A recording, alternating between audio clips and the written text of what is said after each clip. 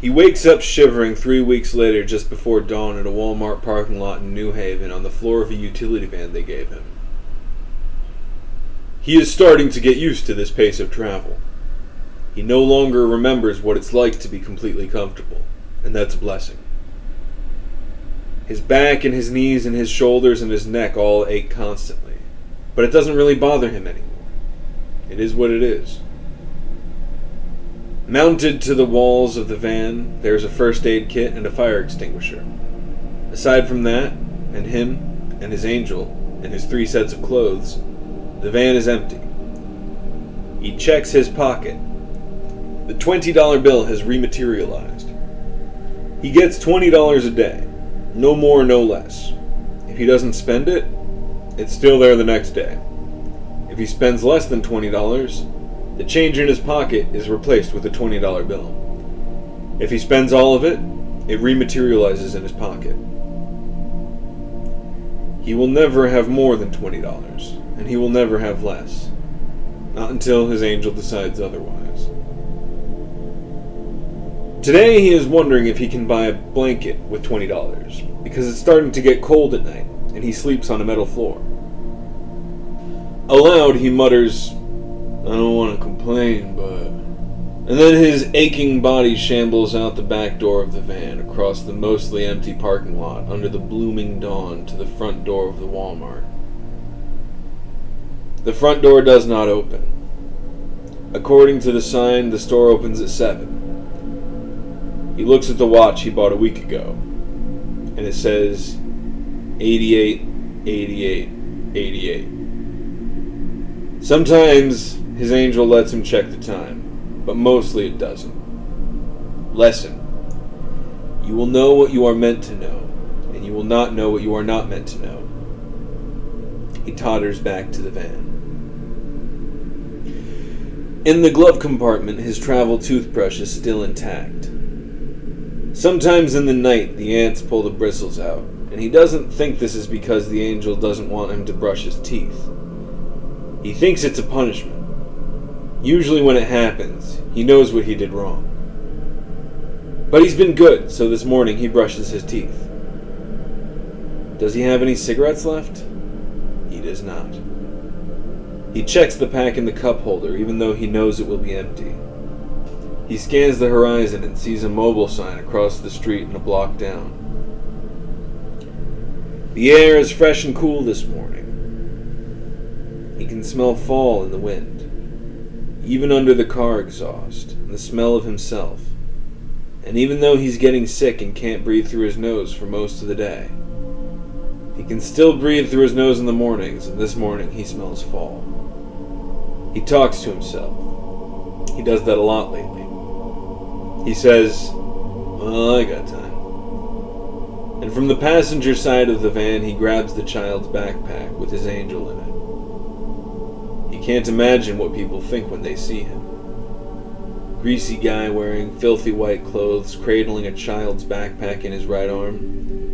He has several cold sores now, and he is getting acne around his nose and mouth and forehead. His once pampered flesh is blossoming sores. People must think awful things when they see him. But his left arm doesn't hurt anymore. It doesn't feel quite right, but it doesn't hurt either. His left hand mostly works now. He can eat with it and steer with it. At this rate, he should be able to get rolling tobacco again by next week. He still has the bandage on. Every day he is more aware that he should remove the bandage, and every day he is more afraid to. The bandage is repugnant. But if it was going to get infected, it would have by now, would it not?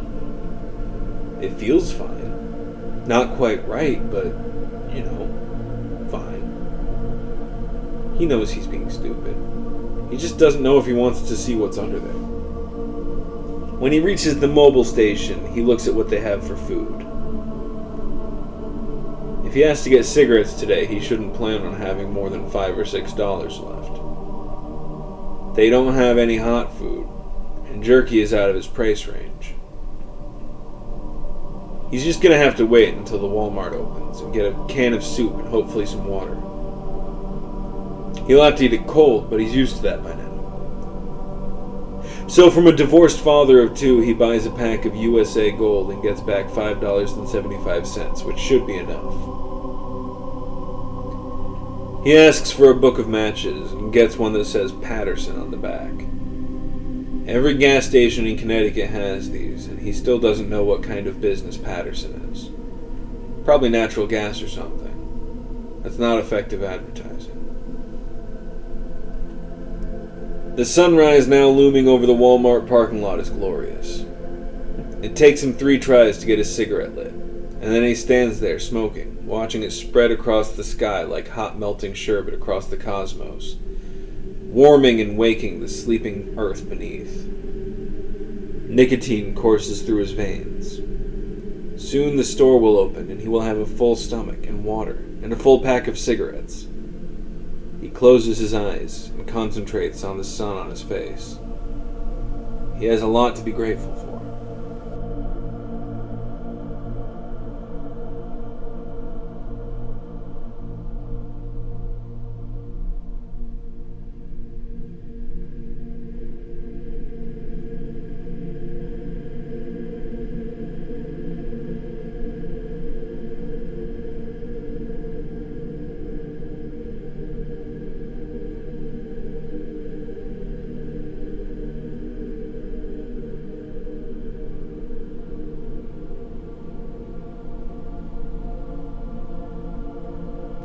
Several hours after sunset, a month later, in a parking area just off 84, hail and freezing rain pelt the outside of the van they gave him.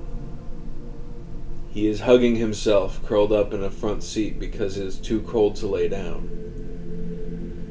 He had to get cigarettes today, so all he's able to eat is a McDouble, which he was unable to keep down. 2 hours later, he found this parking area. It was nice as the sun was setting. The air was cool and bracing, and the leaves were the color of fire. The whole world felt like a Honeycrisp. Now it's just cold and wet and dark. He's wearing all 3 outfits. He is doing this more and more lately, because of the cold. He will have to stop in the next town he sees. He is running low on baby wipes. His scalp itches constantly. He wonders if a cigarette would help him sleep. It would not. He knows it would not. He takes one out of the pack anyways, and after he lights it, he lets the match burn for a few extra seconds, as though the heat from this feeble flame could somehow warm him. It burns his fingers and he blows it out. He shivers and dozes and smokes. He'll have to get some rolling tobacco in the next town. A few pouches, or maybe a pound if he can find one for under $20. These cigarettes won't last long. He should get some apples, too. And some cheese and some bread. Don't forget the baby wipes. He'll be upset if he forgets the baby wipes. Even though these clothes are getting dirty enough that cleaning himself is starting to feel like an exercise in futility. Maybe he will have just enough change left over to wash his clothes? Probably not. Maybe he could stay in town an extra day. Stock up on food and tobacco and wash his clothes. Maybe even get a blanket. Better not.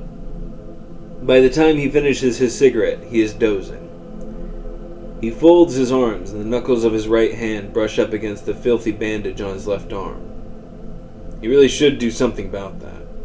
He falls into a deep and dreamless sleep.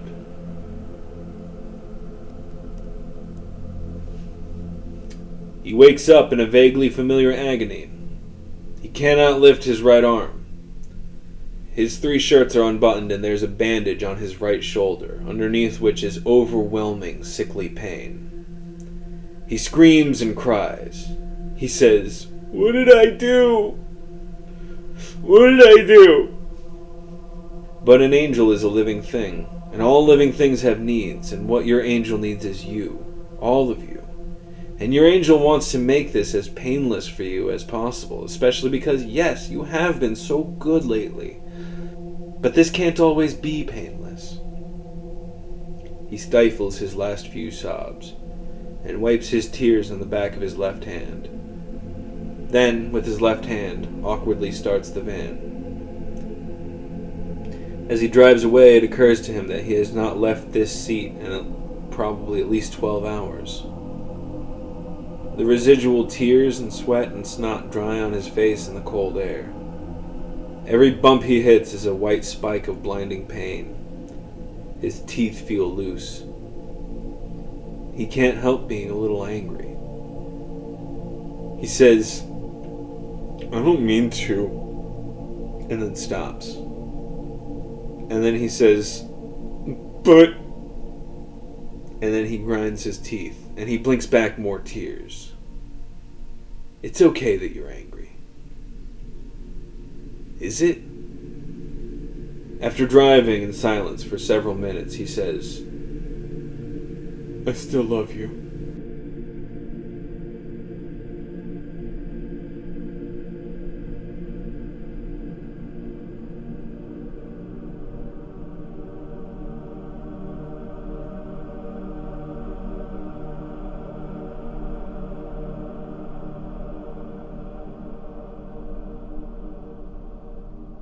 In the late afternoon, 2 days later, at a Walmart in Milford, he buys a blanket for $15.99. He doesn't know if his angel will let him keep it. And for tonight, he doesn't care.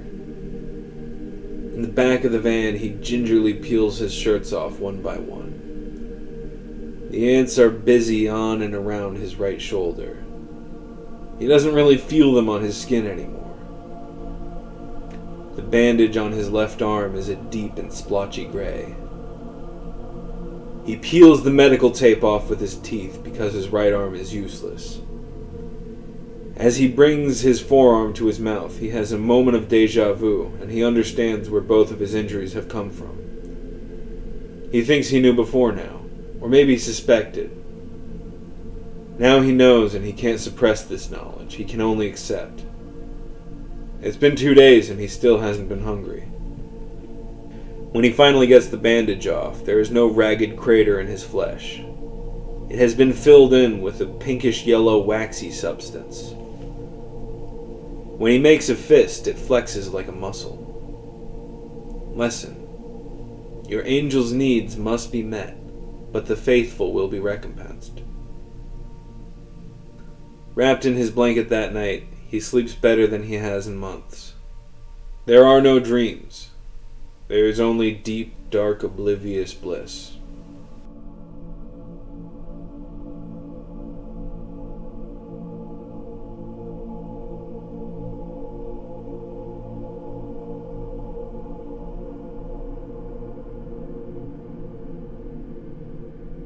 On winter solstice, he wakes up an hour or two after sunrise in a Walmart parking lot in Harrisburg, shivering but not too violently. His angel has let him keep his blanket for another day. He is grateful for that. The new bite in his left calf no longer hurts. He thinks his left foot can hold his weight again. In another day, he should be able to remove his bandage altogether. He has to be grateful for that as well. He is grateful for the $20 in his pocket. He is grateful for the unopened pouch of rolling tobacco on the passenger seat.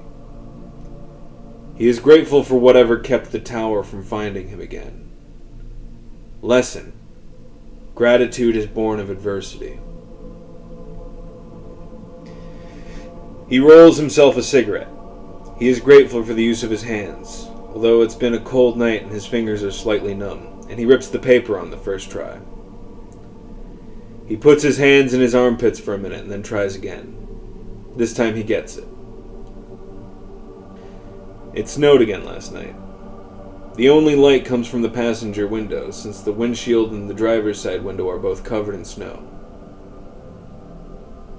There's the one on his left forearm and the one on his right shoulder. Those have both been long since patched. He still can't quite bring himself to call them healed. He knows he should think of the ants as part of himself, but he still can't quite bring himself to think of the pink wax as his own flesh. It just doesn't feel right. Not that he's not grateful to have it. Of course he is. The ones on the chest and the one on his right thigh are also patched.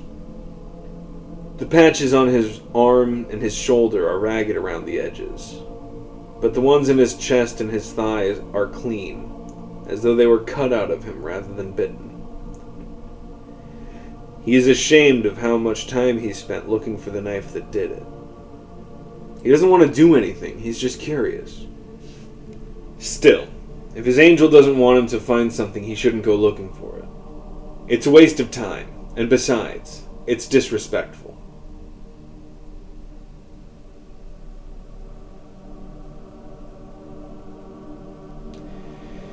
He turns over and reaches for the crutch.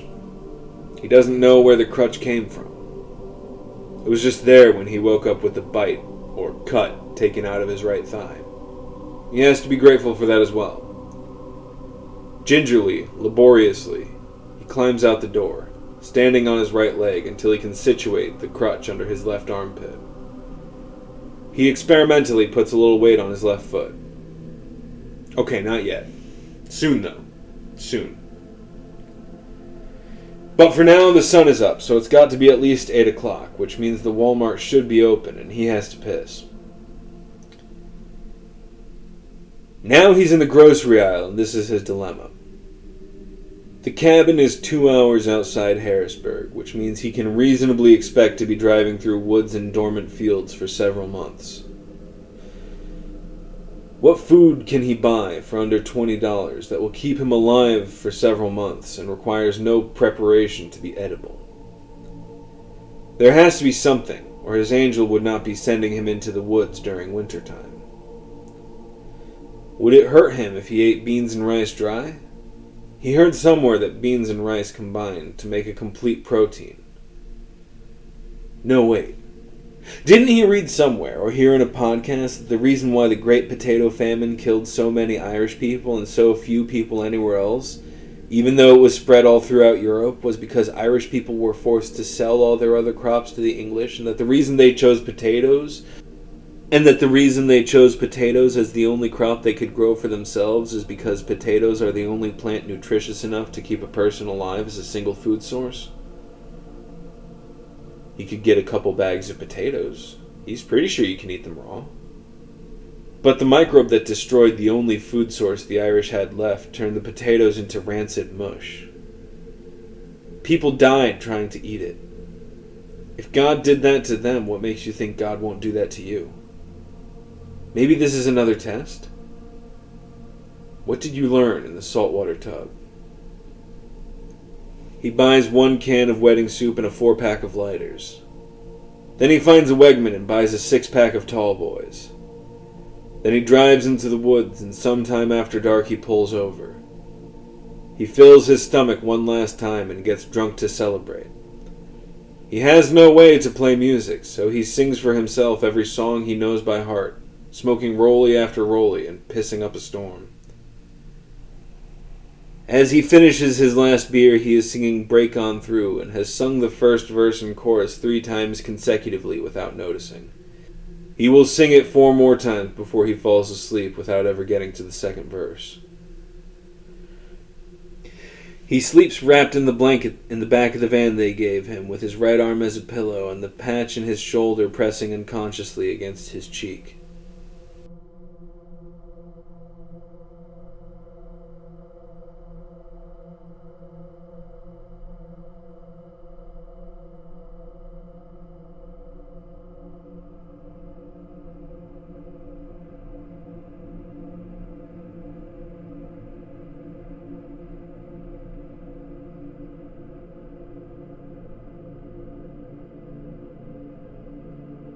He is melting snow in the soup can with a lighter.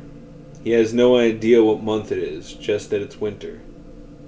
He is not completely sure whether it is morning or afternoon. It is cold and light, and he is melting snow in the soup can with his lighter.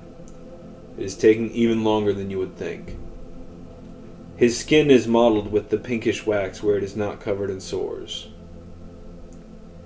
His thumb is burnt to shit from having to relight the lighter every time his hand slips or shakes and it goes out. His teeth feel loose.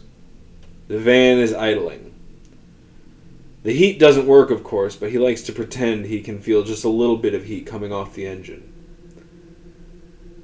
When the snow is a frigid sludge, he gives up trying to melt it further. It hurts his chest as he drinks it. After that, huddled under the blankets, he undoes his clothes, just enough to wipe off his armpits and his ass and his genitals with a stale baby wipe. He has been wrapped in the blanket his angel lets him keep for more or less continuously since he got it, except when he's shitting. He has not been hungry since he got to the woods, even though he's out of food for as long as he can remember. New bites, though, of course, all over.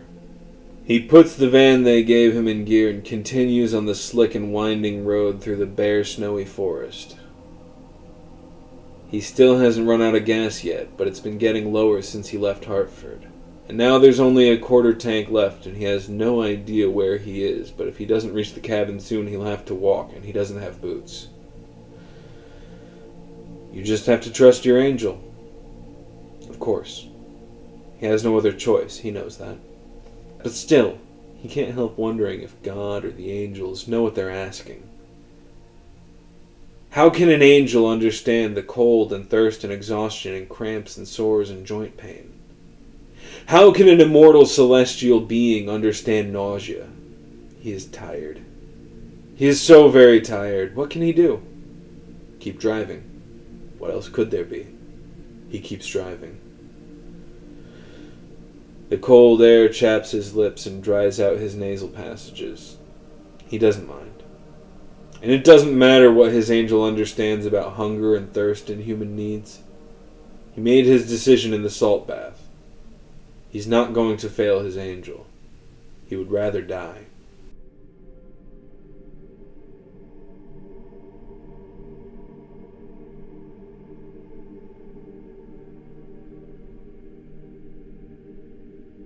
He reaches the cabin 3 hours after the fuel light comes on in the dash. It is well after dark by then, and there is no power in the cabin, so the only portable light source he has is his lighter. And in that feeble, flickering light he finds the couch and curls up on it, fully dressed and wearing shoes and wrapped in the filthy blanket he bought in Milford. He wakes up, and he does not know if it's morning or afternoon. He only knows it is light and cold. Gradually he pulls his aching body upright and starts exploring the cabin. Across from the couch there is a huge pot-bellied wood stove, and a stack of split wood, and a fire poker, and a broom, and several large totes packed tight with shredded newspaper. In the kitchen he finds a sink, an electric stove, and a mini-fridge. He opens and slams the mini-fridge. When no foul smell wafts out, he opens it again. It is both clean and empty. There are cabinets over the counter and over the sink, and every square inch of them is full of cans of soup and cans of meat and cans of vegetables and cans of fruit. On the countertop there is a medium-sized skillet, a small pot, and a spaghetti pot. There is a cabinet below the sink, and in it there is a can of Comet, several washcloths, a box of Brillo pads, a 5-gallon bucket of pinto beans, and a 5-gallon bucket of rice. In the bathroom he finds a stainless steel bathtub, a toilet, and a sink. There's 2 clean towels on the towel rack on the back of the door. There's a large quantity of toilet paper and several bulk packs of ivory soap. Of course, by now he is silently leaking tears of joy. In the next room he finds a bed with a fitted sheet and 3 military surplus blankets, a dresser with 5 pairs of gray slacks and 5 pairs of gray t-shirts and 5 pairs of boxers and 5 pairs of socks, and 1 gray crewneck sweater. In the corridor leading to the back door, he finds a washing machine, a dryer, and a 5-gallon bucket of powdered detergent. Out back he finds a generator and a snow shovel. He wonders what the snow shovel is for. He still has no boots, until he sees the woodshed and the path cleared to it. After starting the generator, he heads inside. He didn't notice before, but the tub has no faucet. So he fills the spaghetti pot with water and puts it on the stove. He moves the pot to make sure the burner turns red when he turns it on, and then he puts it back on. He starts looking through the cans. He eats 3 cans of mandarin oranges in rapid succession, groaning with pleasure as he does. Then he opens a can of clam chowder. He heats the soup and eats it as he waits for the spaghetti pot to heat up. When it finally does, he takes it carefully over to the bathtub. All in all, it takes 5 pots to half fill the tub, and he winds up bathing in water only slightly above room temperature, and only just deep enough to cover his legs and genitals if he locks his knees. The soap itches against the edges of the pink wax patches and stings at the sores that are blossoming across the rest of his skin. Even so, the ecstasy he feels as he scrubs his skin is something he could never have imagined in his previous life. So then, clean and dressed and in clean clothes, he totters over to the bed and crawls under the blankets. He does not sleep. He is not sleepy. He just lies there under the itchy government blankets, clean and warm and supported by the supple springs of the mattress and the stuffing in the pillow, while he gives himself over to creature comfort. Eventually, he falls asleep.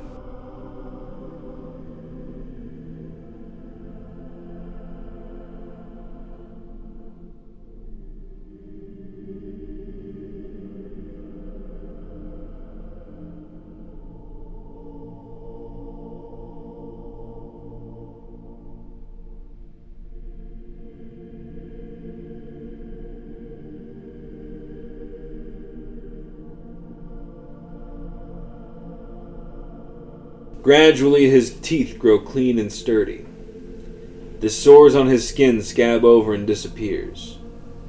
He has no boots, so he never leaves the cabin except to go get wood from the woodshed and to dig a path to the woodshed after it snows, or to start the generator in the evening and to turn off the generator when he goes to bed. He does without power during the day, seeing with the natural light and cooking his food and heating his bath water on the wood stove in the living room. Every night he sleeps with his angel in its backpack, hanging over his bed like a crucifix. Every morning he wakes up and it is cold and bright. The first thing he does is thank his angel. For the cabin, for the bed, for the blankets, for his gradually improving health, and clean clothes and food and indoor plumbing. Then he throws the blanket off, exposing himself to the cold, bright air. He pulls on the clothes he was wearing the night before and pads over to the kitchen. He thinks the ants in the kitchen are probably from him. He supposes it is probably too cold for regular ants. He opens a can of Vienna sausages and pours them into the plate on the counter for them. They have made him suffer, it's true, but he loves them for what they are and what he is learning to be.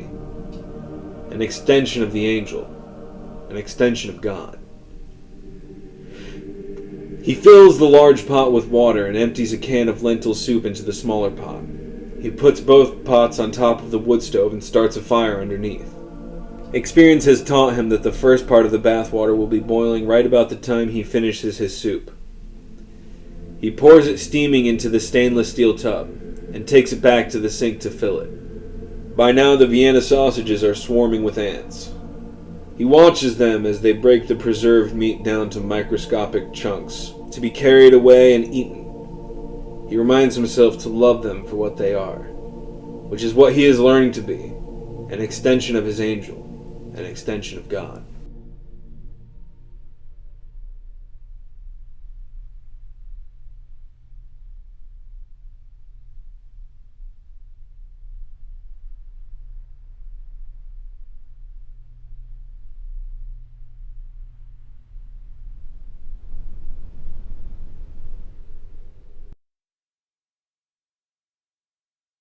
It is night, but he has not yet turned on the generator.